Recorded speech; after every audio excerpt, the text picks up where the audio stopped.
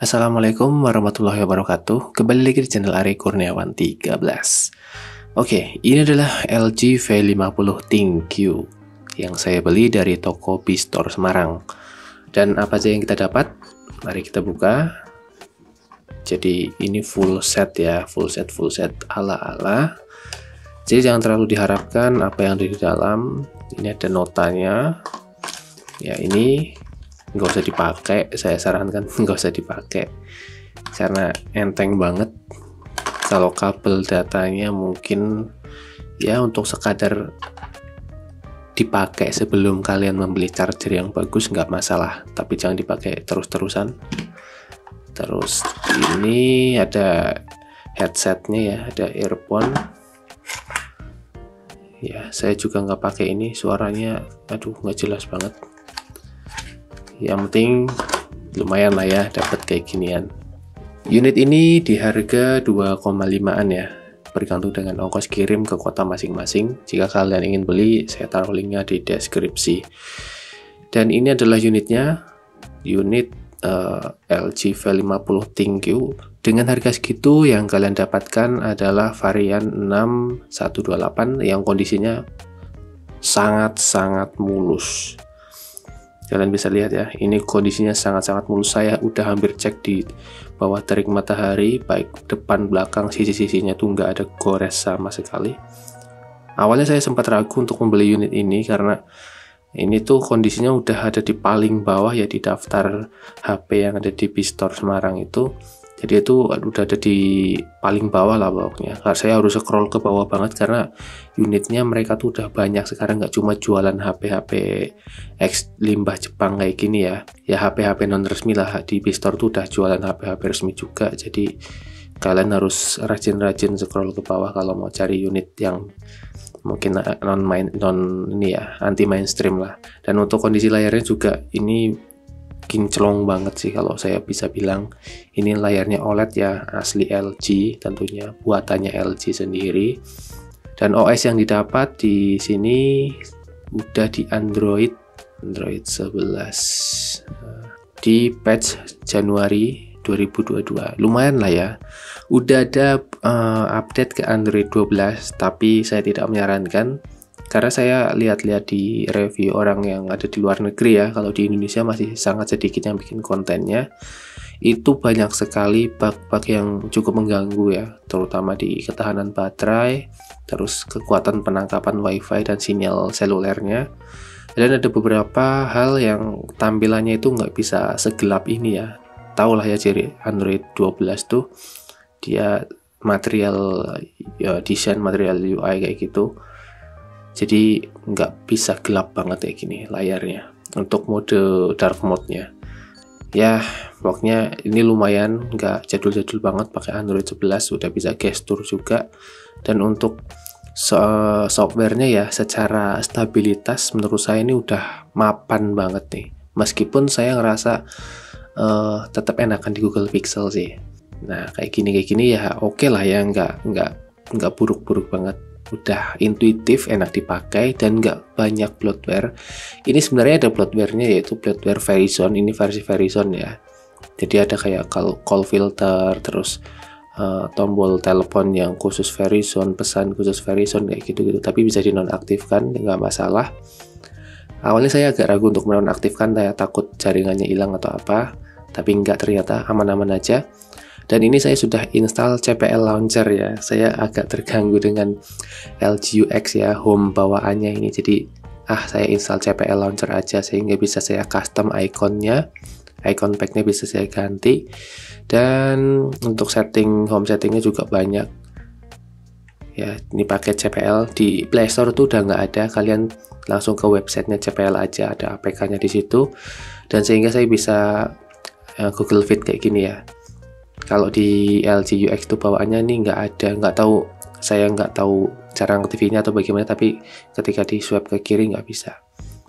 Lumayan ya. Untuk harian bagaimana? Menurut saya ini untuk harian, karena ini pakai chipset Snapdragon 855 dan bodinya besar, ini hal yang positif banget. Nggak anget, nggak panas sama sekali. buat main game ini baterainya padat banget teman-teman. Mobile Legend ya, kalau ditaruhlah Pixel 4a 5G yang kemarin saya pakai itu bisa 5-6 game ya, full rank. Itu mungkin baterainya udah tersisa di bawah 15%, kalau ini lebih dari itu.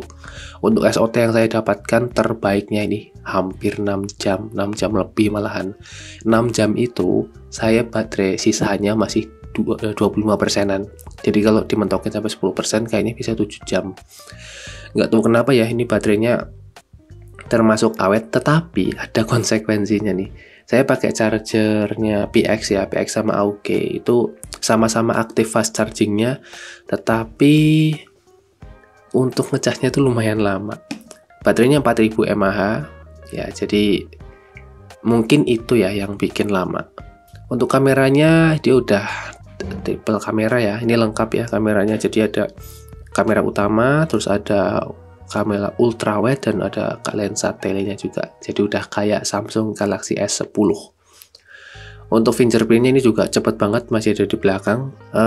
Saya suka bagian belakangnya karena full rata banget nih, nggak ada tonjolan apapun.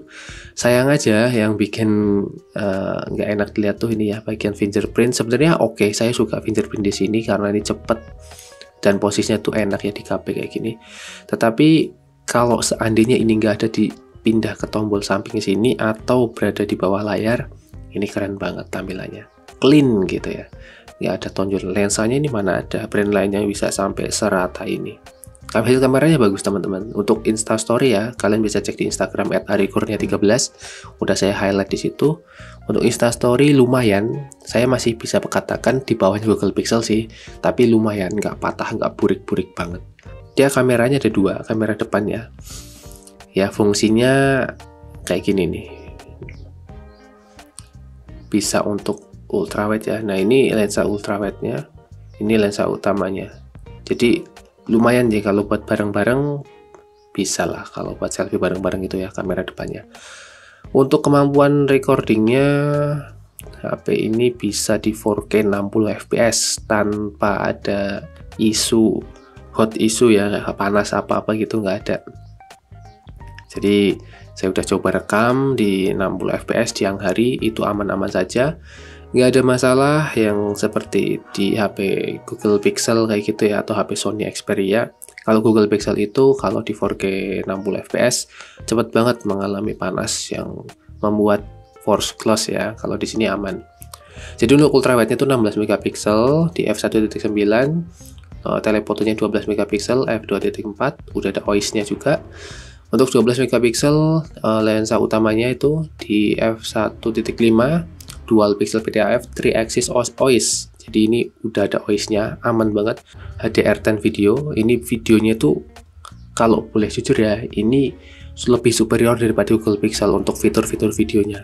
Tetapi untuk fotonya, saya akui di Google Pixel masih juara sih di HP yang pernah saya pakai ya, terutama HP-HP yang XX limbah kayak gini lah.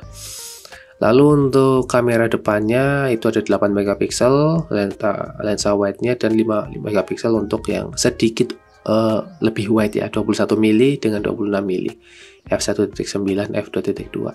Bisa rekam maksimal Full HD 1080 60 fps. Nah, untuk stereo speakernya ini menurut saya yang bagian atas ya, bagian atasnya agak sedikit lebih kecil daripada speaker utamanya, tapi bukannya kecil banget, tetap seimbang. Dan untuk fitur audionya bisa diaktifin DTS X 3D Surround ya. Ini menurut saya lebih baik nggak usah dipakai kalau kalian lagi dengerin musik tanpa menggunakan headphone. Bahkan menggunakan headphone menurut saya ini nggak enak ya. Range stereonya tuh jadi menyempit ya, kayak pakai headphone mono malahan. Yang paling luar biasa di sini adalah HiFi Quad DAC ya. DAC-nya di sini gila, saya baru pertama kali ngerasain audio HiFi Quad DAC-nya itu bener-bener pengalaman mendengarkan musik yang di luar yang selama ini saya rasakan. Saya punya headphone ya dari JBL di kantor itu buat editing, saya pakaiin ke sini. Wah, ternyata nikmat banget dengerin musik kayak gini. Apalagi kalau kalian dengerin musik FLAC ya, format FLAC yang high res itu. gila banget, kayak ada di panggung. Kalau kalian pernah nonton bioskop mungkin ya, itu kan Dolby Atmos ya, all around gitu. Wah, itu gila banget. Ini superiornya di audio terutama. Nah, untuk baterainya 4000 mAh, 18 watt, power delivery 2.0, quick charge 3. Jadi untuk 50% itu hanya 36 menit, tapi ya secara praktik enggak sih. Terutama kalau misalnya kalian sambil dipakai HP-nya, ya itu lebih lama lagi. Yang terpenting adalah kalau kalian pakai charger harus yang fast chargingnya jalan. Itu sedikit membantu supaya kalian nggak kelamaan nunggu baterainya penuh. Untuk sensor-sensornya itu pastinya lengkap ya, ada gyro, proximity compass, barometer, accelerometer, fingerprint, semuanya ada. Dan ini warnanya Aurora Black yang ini. Untuk Antutu itu di Antutu 9 ya, masih 500 ribuan. Kalian nggak usah khawatir untuk main game, ini lancar jaya. Main Mobile Legends mau sampai puas-puasan ranked, kalian sampai turun ke epic juga bisa, nggak ada masalah. Di sini lancar-lancar aja, stabil banget bawahnya. Untuk first impression mungkin itu aja teman-teman, saya akan sampaikan setelah saya pakai nantinya ya. Jadi saya ingin tahu bagaimana sih untuk harian, apakah benar-benar nyaman atau enggak. Dan catatan lagi, ini beberapa hal yang perlu saya sampaikan. Yang pertama, ini masih ada headphone jack-nya tentunya. Ini buat DAC-nya tuh, kalian kalau punya headphone andalan yang harganya mahal mungkin ya, ini bisa kalian pakai di sini dan akan membuat potensi dari headphone tersebut keluar dengan sangat maksimal. Ada Type-C-nya, ada mikrofon, ada speaker di sini. Ini ada tombol Google Assistant ya. Kalau dipencet langsung sini, silahkan. Nah, pokoknya Google Assistant-nya dedicated di sini. Saya nggak tahu nih cara ngaktifin atau ganti ke fungsi yang lain. Apakah bisa atau hanya untuk Google Assistant aja? Tombol volume di sini, tombol power di sini. Untuk SIM card-nya ada di sini nih, single SIM. Apakah bisa 5G? Sayangnya tidak bisa karena band yang dipakai di HP ini tuh tidak dipakai di operator Indonesia. Jadi ya mentok di 4G plus saja. Untuk update software aplikasi-aplikasinya sejauh ini aman-aman aja ya. Saya pakai M-Banking juga, BCA Mobile. Saya pakai semua aplikasi yang ada di sini. Ini aktif semua ya. Berjalan dengan baik. Jadi untuk kalian yang pengen nyobain LG V50 Think, saya merekomendasikannya. Tapi untuk masalah IMEI ya itu kembali lagi bahwa ini HP non resmi yang hal tersebut sudah kalian tahu dari awal sebelum kalian beli. Tanya aja ke sellernya apakah ada garansi atau enggak. Itu aja yang penting. Dan saya pasang Gcam di sini karena saya kurang puas untuk hasil foto ya, khusus untuk hasil foto. Dan ternyata benar, saya ketika pakai Gcam tuh hasil fotonya tuh lebih up, potensi maksimal dari kameranya tuh lebih bagus. Cuma di sini saya nggak bisa pakai lensa ultrawide-nya ya. Nggak tahu karena Gcam-nya saya belum nemu yang cocok atau bagaimana. Dan untuk videonya di sini support ya sampai 4K tapi tidak bisa milih FPS-nya, mungkin auto aja ya. Kayaknya sih standby di 30 fps. Nggak masalah, saya hanya butuh untuk fotonya. Untuk kamera utama dan night set foto malam. Kerasa banget perbedaannya ketika dibanding saya menggunakan kamera utamanya. Jadi ini untuk fitur-fiturnya ya, ada video, AI cam, ini akan mendeteksi scene langsung kalau kalian misalnya di depan ada makanan, ada apa kayak gitu, atau ada manusia, dia akan mendeteksi secara AI di sini. Ada manual kamera juga, di sini kalian bisa atur white balance, fokus, ISO, dan shutter speednya. Nah, shutter speednya ini bisa nyampe paling lambat tuh di 30 detik. Ini kalau kalian mau foto malam-malam ya, light trail gitu bisa. Udah nggak perlu nyari-nyari aplikasi kamera manual lagi di sini, bisa lah pokoknya. Nah untuk video, manual video juga ada, fiturnya banyak di sini ya. YouTube Live saya belum coba, kayaknya sih bisa. Nah untuk manual video sama ya, bisa atur white balance, fokus, exposure-nya, kompensasinya ya, ISO sama shutter-nya. Shutter-nya ini mentok di 1/30 karena kalau di bawah ini pasti akan namanya itu jitter atau apa gitu ya. Ya, pokoknya ini sangat-sangat lumayan untuk kalian yang hobi record dengan potensi manual di sebuah kamera ya. Oke teman-teman, mungkin itu aja first impressionnya untuk LG V50 Think. Untuk pertama kali saya sampaikan di sini sih, ini recommended ya untuk dicoba ya. Terutama untuk kalian yang suka dengan HP-HP anti mainstream, Sony Xperia, Google Pixel, mungkin ini juga salah satu menjadi list kalian. Cobain deh. Menarik. Terima kasih. Wassalamualaikum warahmatullahi wabarakatuh.